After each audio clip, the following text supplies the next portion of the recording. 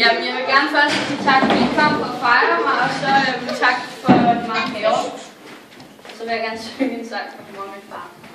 Det kan godt være, at jeg stopper lidt undervejs, for jeg er ret nervøs.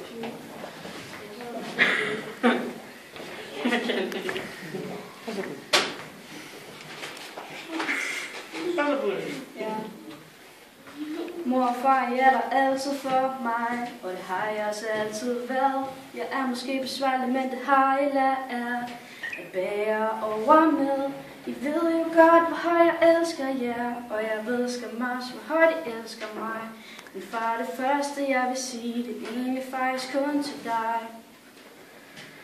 Far, du er den bedste far, man kunne ønske sig. Jeg glemmer aldrig give de weekender, hvor det bare var dig og mig. Det er noget tid siden. Nu er du kæreste på, det er jeg lykkelig for. Nu er I flyttet sammen, og jeg elsker jer begge to.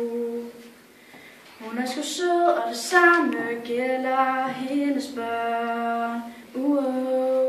Yeah, jo na na na, hey, hey. Jeg elsker dig, far, far. Så er der dig, mor, du er så sød, mor. Vi skændes måske lidt, men jeg elsker dig alligevel. Når jeg er sammen med dig, ja, så slår vi tiden ihjel.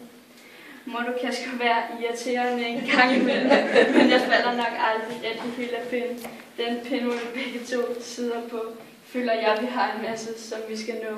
Men en ting er sikkert, jeg elsker lige meget hvad. Du var en af de få, som altid gør mig glad.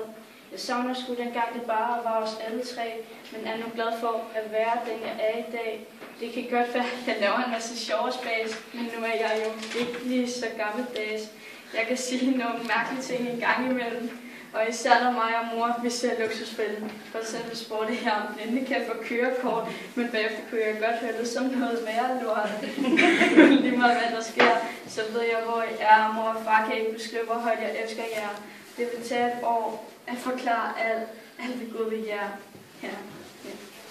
Og jeg vil elske jer om 1000 år, 1000 år. Og intet ender selvom tiden går, tiden den går. Jeg vil elske jer om 1000 år, 1000 år. I er væk fra mig, men stadig tæt på mig. Hej.